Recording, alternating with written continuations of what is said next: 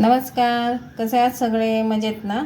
चला आजच्या रेसिपीला आपण सुरुवात करूया. इथे मी मिक्स मटकी घेतलेली आहे. त्याच्यामध्ये छोले आहेत, हरभरा आहे, वाटाणा हिरवा आहे, पांढरा आहे, चवळी आहे आणि मटकी आहे, अशी मिक्स आहे.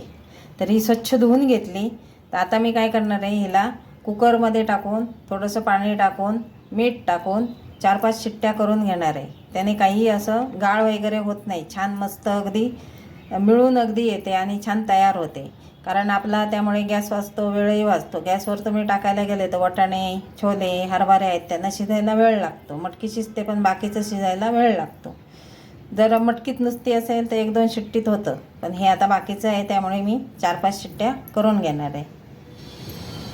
ह्याच्या बरोबरीत पाणी टाकलं आहे बघा. आपल्याला रस्सा थोडा करायचा आहे त्यामुळे थोडं पाणी जास्त टाकलं आहे. नंतर आपल्याला पाणी वाढवता येतं, पण एवढं आता टाकलं आहे मी.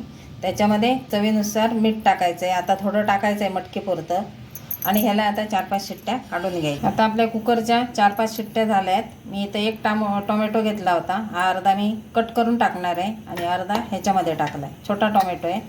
आणि 2 चमचे सुकं खोबरं टाकते. ओलं टाकलं तरी चालेल, काही हरकत नाही.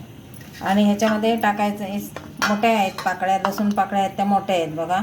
7-8 घेतले आहे मी. बारीक असतील तर 10-12 घ्या, 15 घेतले तरी चालतात. आणि आल्याचा अगदी छोटासा तुकडा तो टाकला आहे. थोडीशी देठासहित कोथिंबीर घेतली आणि 1 मिरची. आता त्याच्यात थोडंसं पाणी टाकून फिरवून घ्यायचं आहे. आपल्याला वाटून घ्यायचं आहे मिक्सरला. थोडंसं अगदी पाणी. एकदम गुळगुळीत अशी पेस्ट केलेली नाही आहे आणि खूप जाडही नाही, अशा ह्याच्यात वाटून घेतलेलं आहे. हे बघा, इथं 2 चमचे मोठे तेल टाकलं आहे. आता आपल्याला कांदा टाकायचा आहे. ह्याच्यामध्ये आपण कांदा टाकूया, टोमॅटो टाकूया अर्धा, थोडंसं असं परतून घेऊया. जास्त काही त्याला ब्राऊन करायची गरज नाही. कढीपत्ता टाकूया. कढीपत्ता मी आधी का नाही टाकला तर बाहेर सगळं तेल उडतं त्याच्यामुळे, आणि कढीपत्त्याने छान चव येते मटकीच्या उसळला. आता हा मी मोठा 1 चमचा कांदा लसूण मसाला घेतला आहे. हा माझा घरचा मसाला आहे. आणि हळद आहे. हा घरच्या मसाल्यामध्ये सगळे खडे मसाले आहेत, तो मसाला आहे. तुमच्याकडे हा मसाला नसेल तर फक्त कांदा लसूण मसाला आणि थोडीशी लाल मिरची पावडर टाकली तरी छान होते. 10 आपला मसाला टाकूया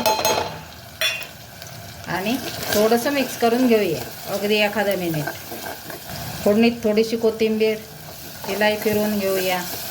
आता आपण हा तयार केलेला मसाला टाकूया आणि अगदी तेल सुटेपर्यंत त्याला छान परतून घेऊया 3-4 मिनटं अगदी. आता हा मसाला चांगला अगदी परतून घ्यायचा. कच्चपणा गेला पाहिजे सगळा, तोपर्यंत परतायचा. हे आपण मसाला धुवून घेतलेलं पाणी मी टाकते थोडंसं त्याच्यामध्ये, म्हणजे खाली लागणार पण नाही तो. हे बघा, मस्त असं तेल सुटलं आहे. आपला मसाला छान अगदी परतला गेला आहे. ग्रेव्ही करायची असेल तर असं हे करावं लागतं. ग्रेव्ही नसेल करायची तर काही हे वाटण वगैरे करायची गरज नाही. ठेचून टाकलं तरी खूप छान होते भाजी. आता ह्याच्यात आपण थोडंसं पाणी घालूया. त्याला चांगली उकळी येऊ दे. उकळी आली त्याला. आता आपण ही मटकी टाकूया त्याच्यामध्ये शिजून घेतलेली, आणि त्याला मिक्स करूया आणि बघूया आपल्याला जास्त घट्ट पाहिजे पातळ पाहिजे त्यानुसार तुम्ही मग ह्याच्यामध्ये पाणी वाढवू शकता. पण मी आता काहीच करणार नाही, मी अशीच ठेवणार आहे. खूप घट्ट नाही, पातळ नाही.